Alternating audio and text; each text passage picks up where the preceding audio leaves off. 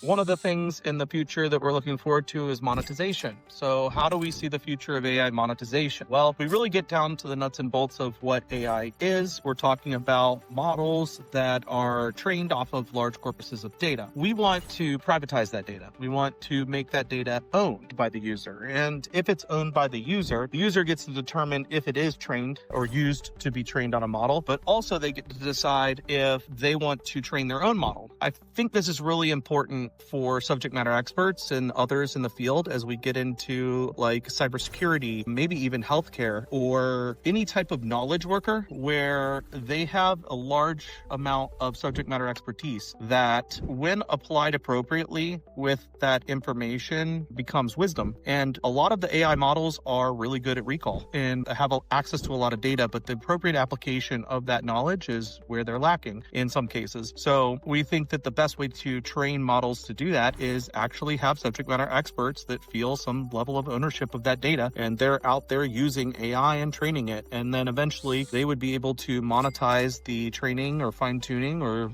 even just the memory aspect of the AI that they are leveraging and put it in a marketplace where others can come in if they want an advisor for a subject matter expert in cybersecurity, data protection, maybe in even plumbing. Pick your poison. But that's kind of how we think about the future of monetization, and the marketplace is something that like others can come in, they can pay, a relatively nominal fee really based off of the user. We're going to let the marketplace kind of play out and do its own thing and become its own beast.